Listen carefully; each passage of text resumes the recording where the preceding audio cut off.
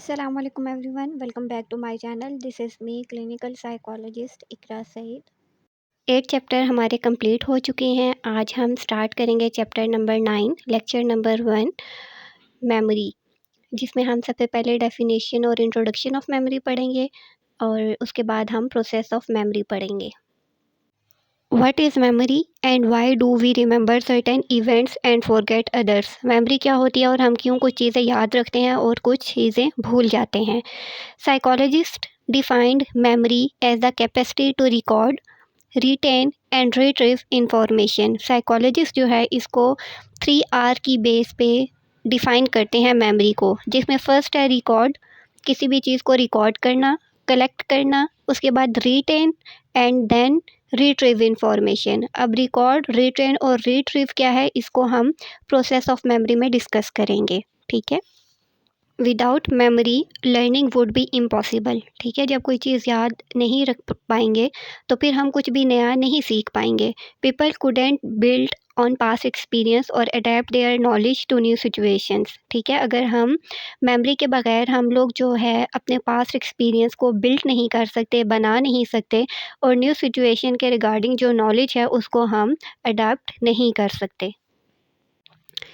Memory refers to the process that are used to acquire, store, retain and later retrieve information। ठीक है, same और simple definition है कि memory वो process होता है जिसमें चीज़ों को एक्वायर किया जाता है, हासिल किया जाता है, उनको स्टोर किया जाता है, रिटेन किया जाता है और या फिर बाद में उसको जब इंफॉर्मेशन की हमें ज़रूरत होती है तो फिर उस इंफॉर्मेशन को रिकॉल करके यूज़ किया जाता है।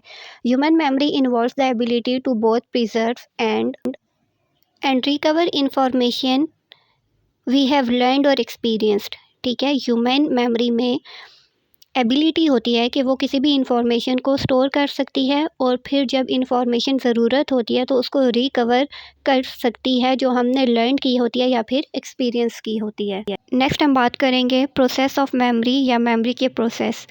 3 स्टेप्स ऑफ मेमोरी होते हैं, ये इंपॉर्टेंट है, शॉर्ट में आ सकता है, लॉन्ग में भी आ सकता है। ठीक है, फर्स्ट स्टेप हमारे पास है रिकॉर्डिंग करना, जिसको इनकोडिंग भी कहा जाता है और इस स्टेप में हम चीज़ों को लर्न करते हैं, डाटा को कलेक्ट करते हैं, इंफॉर्मेशन को इकट्ठा करते हैं। सेकंड इज़ रिटेनिंग और स्टोरेज। ठीक है, और इसको रिटेंशन भी कहा जाता है, यानी जो इन्फॉर्मेशन हमने गैदर की है उसको हम स्टोर करते हैं। और उसके बाद थर्ड प्रोसेस हमारे पास है रिट्राइवल का है, जिसमें हम चीज़ों को रिकॉल करते हैं, चीज़ों को रिकॉग्नाइज़ करते हैं। अब इसकी डेफिनेशन बहुत आसान हो जाएगी कि मेमोरी वो प्रोसेस होता है जिसमें चीज़ों को रिकॉर्ड किया जाता है, रिटेन किया जाता है और रिट्रीव किया जाता है। प्रोसेस ऑफ रिकॉर्डिंग, रिटेनिंग और retrieval of information is called memory. ठीक है, ये रिट्राइवल नहीं है बल्कि हम इसको रिट्रीवल प्रोनाउंस करेंगे। अब इन प्रोसेस को थोड़ा डिटेल में पढ़ लेते हैं। So the first step is recording और इनकोडिंग, जिसमें इंफॉर्मेशन को कलेक्ट किया जाता है, गैदर किया जाता है, अरेंज किया जाता है। द फर्स्ट प्रोसेस और stage encoding consist of a process of identifying the stimulus. ठीक है, फर्स्ट प्रोसेस में किसी भी स्टिमुलस को आइडेंटिफाई किया जाता है। In the human this process may be accompanied by naming the stimulus. ठीक है, ह्यूमन बीइंग में उस स्टिमुलस को कोई भी एक नाम दिया जाता है या occur with by naming the stimulus. And short term memory for words or numbers can often be supplemented by a process of verbal rehearsal in which the subject repeatedly remembers the items and say it to himself। अब इसमें क्या होता है कि individual जो है वो इस प्रोसेस को इंक्रीज़ करने के लिए या स्ट्रेंथन करने के लिए, नंबर ऑफ़ वर्ड्स को स्ट्रेंथन करने के लिए, इंक्रीज़ करने के लिए, लार्ज करने के लिए उसको वर्बली रिहर्सल करता है, बार बार रिपीट करता है ताकि उन आइटम्स को, उन नंबर्स को, वर्ड्स को याद रखा जा सके। ठीक है, तो कभी भी आप चीज़ जब आप याद करते हैं, आप उसको ऊंची आवाज़ में पढ़ते हो तो वो आपको आपकी मेमोरी में अच्छे तरीके से बैठ जाती है। इंटरेस्टिंग फैक्ट्स में मैंने पढ़ा था कि जब आप कोई चीज़ किसी जगह पे रखते हो तो आप ऊंची आवाज़ में कह दो कि मैं ये चीज़ इस जगह पे रख रहा हूँ, रख रही हूँ, तो फिर वो आपको इजीली याद रहता है कि आपने कीज़ किस जगह पे रखी थी। It also appears that visual situations can be imagined and thereby held for a fairly long time in short term storage. अब जो भी सिचुएशन होती है अगर आप उसको विजुअलाइज़ कर लो, उसके बारे में सोच लो कि एक बंदा अगर कोई भी बात बोल रहा है, आप उसको इमेजिन करना शुरू हो जाओ, तो फिर आप उसको ज़्यादा टाइम तक फिर उस इन्फॉर्मेशन को स्टोर कर सकते हो। Encoding into long term storage appears to be a much more radical reworking of information. For long term storage requires that a meaningful pattern may be extracted from the information. ठीक है, encoding में जो है वो चूँकि हम चीज़ों को स्टोर करने की तरफ जा रहे होते हैं या फिर कलेक्ट कर रहे होते हैं, गैदर कर रहे होते हैं, तो इसमें रेडिकल रीवर्किंग ऑफ इन्फॉर्मेशन होती है, यानी total entire reworking of information होती है। और फिर जब हमें इन्फॉर्मेशन ज़रूरत पड़ती है तो फिर हम मीनिंगफुल इन्फॉर्मेशन को उस इन्फॉर्मेशन से बाहर निकाल लेते हैं। सेकंड स्टेप इज़ रिटेनिंग और स्टोरेज। ठीक है, स्टोरेज से आपको याद आ जाएगा कि चीज़ों को हम अब यहाँ पे स्टोर करते हैं। पहले गैदर किया था, अब चीज़ों को स्टोर करते हैं। द सेकंड प्रोसेस और स्टेज ऑफ मेमोरी स्टोरेज।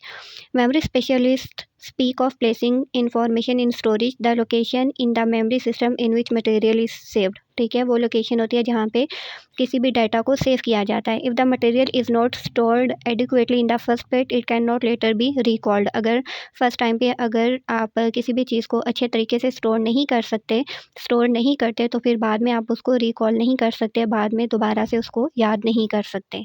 अक्सर हम मोबाइल यूज़ कर रहे होते हैं और हमारे पास बैठा इंसान अगर हमें कोई बात बता रहा होता है तो हम सही से नहीं सुनते। फिर बाद में हम कहते हैं यार उसने मुझे कुछ बताया तो था लेकिन अब मुझे माइंड में नहीं आ रहा क्योंकि मैं साथ में मोबाइल यूज़ कर रहा था या कोई और काम कर रहा था जिसकी वजह से मैंने सही से नहीं सुना। तो जब आप फर्स्ट टाइम पे सही से स्टोर नहीं करते तो फिर आप उसको दोबारा से याद नहीं कर सकते। When item of information are placed in the long term store. ठीक है, जब हम इंफॉर्मेशन को प्लेस कर देते हैं लॉन्ग टर्म स्टोर में, they are put into organised categories. तो फिर हम उसको एक ऑर्गेनाइज्ड वे में या ऑर्गेनाइज्ड कैटेगरी में रखते हैं where they reside for months, days, months, years और अ लाइफ टाइम। ठीक है, जब हम चीज़ों को ऑर्गेनाइज करके रखते हैं तो फिर वो दिनों तक, महीनों तक और ईयर्स, यहाँ तक कि लाइफ टाइम तक हमें वो चीज़ें फिर याद रहती हैं। तो जब किसी चीज़ पे आप फ़ोकस करके पढ़ते हो, किसी चीज़ को ज़्यादा टाइम देते हो, उसके डिफरेंट मीनिंग्स सर्च करते हो या किसी इवेंट को अच्छे तरीके से एंजॉय करते हो, तो फिर वो इवेंट आपका एक मेमोरी बन जाता है और आप उसको लाइफ़ टाइम तक याद करते रहते हो। इसीलिए किसी भी चीज़ को जितना टाइम दोगे, जितना फ़ोकस करोगे, जितना इंटरेस्ट लेकर पढ़ोगे, उतने ही टाइम तक वो याद रहेगी, मेमोराइज़ हो जाएगी और फिर ईज़िली बाद में आप उसको रिकॉल कर सकोगे। थर्ड प्रोसेस इज़ रिट्रीवल और रिकॉल। सबसे पहले इन्फॉर्मेशन को गैदर किया, गैदर करने के बाद स्टोर किया। अब स्टोर करने के बाद हमें जब उसकी ज़रूरत पड़ेगी तो हम उसको रिकॉल करेंगे, रिट्रीवल करेंगे। Memory depends on one last process, retrieval. In retrieval, material in memory storage is located, brought into awareness and used। ठीक है, जो हमारी मेमोरी में स्टोर हुई होती है इन्फॉर्मेशन, उसको याद किया जाता है, अवेयरनेस में लाया जाता है और फिर उसको यूज़ किया जाता है। When we remember something, a copy of an item is drawn or retrieved from the long-term store. Imagine yourself asking someone for a telephone number you don't know। अब आपको एक सिचुएशन दी जा रही है जिसमें आप किसी इंसान को कहते हैं कि वो आपको एक फ़ोन नंबर बताए और उस नंबर के बारे में आप नहीं जानते।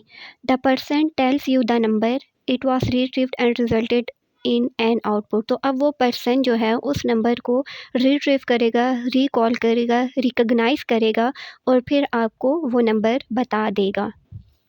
सिंपल वर्ड्स में क्या है कि कोई भी आपसे पूछता है कि आप अपने फ़ादर का नंबर दे दें, तो हर वक़्त आपके दिमाग में आपके फ़ादर का नंबर नहीं चल रहा होता बल्कि वो आपकी मेमोरी में स्टोर होता है।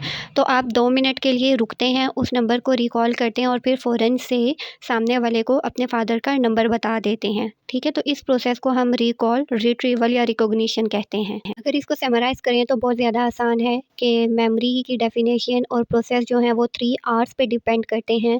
First one is recording, second is retaining, third one is retrieval.